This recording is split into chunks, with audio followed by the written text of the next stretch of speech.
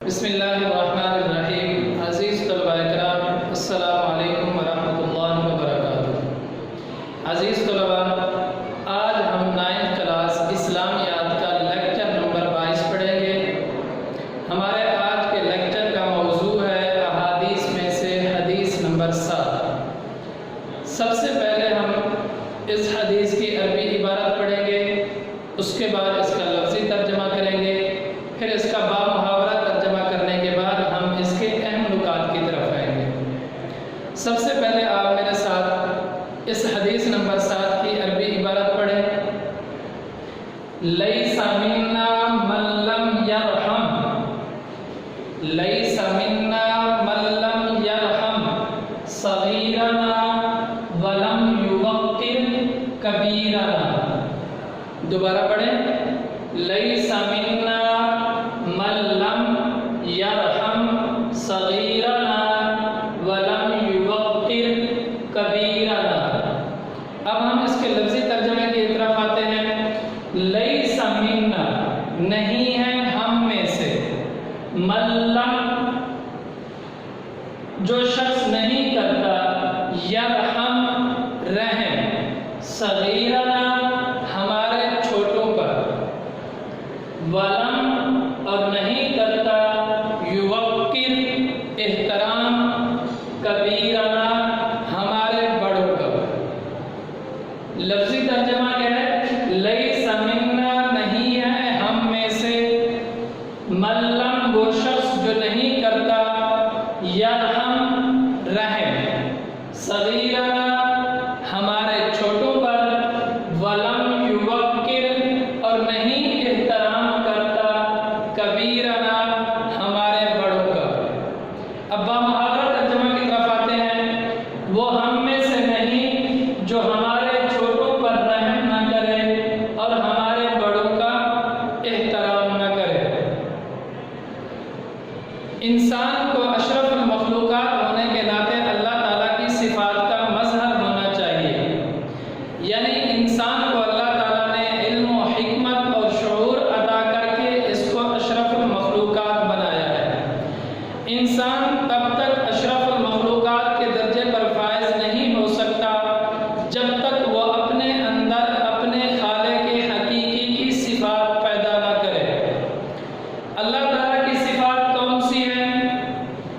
رحم کرنا اللہ تعالیٰ کی صفت ہے، درگزر کرنا اللہ تعالیٰ کی صفت ہے، اور اسی طرح عدل و انصاف کرنا بھی اللہ تعالیٰ کی صفت ہے۔ جب تک انسان یہ صفات نہیں اپنائے گا تب تک وہ اشرف المخلوقات ہونے کے درجے پر فائز نہیں ہو سکتا، کہ جب انسان اللہ تعالیٰ کی صفات کو اپنائے گا تو وہ تب ہی اشرف المخلوقات کے درجے میں داخل ہوگا۔ اب آگے ہے اللہ تعالیٰ کی غالب صفت۔ اللہ تعالیٰ کی غالب صفت کون سی ہے؟ رحم کرنا اللہ تعالیٰ کی سب سے غالب صفت ہے۔ حدیث قدسی ہے کہ اللہ تعالیٰ نے فرمایا کہ میرا رحم میرے غضب پر غالب ہے۔ اگر اللہ تعالیٰ کی رحم، اللہ تعالیٰ کی صفت جو کہ رحم ہے، یہ اللہ تعالیٰ کی غالب صفت نہ ہوتی تو انسان گناہ کرتا تو اللہ تعالیٰ اس کی سزا اسی وقت اسی کو دے دیتا۔ تو یہ اللہ تعالیٰ کا ہم پر رحم ہے کہ انسان گناہ کرنے کے باوجود بھی اللہ تعالیٰ کی نعمتوں سے فیض یاب ہو رہا ہے۔ یہ اللہ تعالیٰ کا انسان پر سب سے بڑا فضل ہے کہ اللہ نے انسان پر رحم کیا، اس کو مہلت دی کہ شاید انسان اپنی غلطیوں سے سبق سیکھے اور سیدھے راستے کی طرف آ جائے۔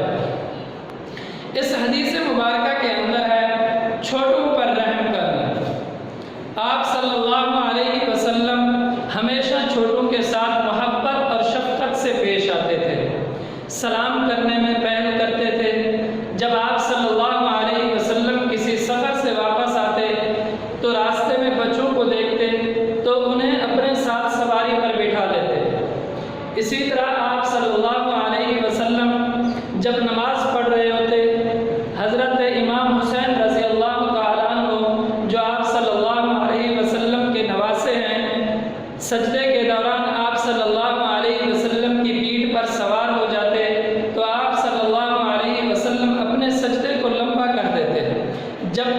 آپ صلی اللہ علیہ وسلم کی پیٹھ سے اتر نہ جاتے تب تک آپ صلی اللہ علیہ وسلم اپنے سجدے سے سر نہیں اٹھاتے تھے۔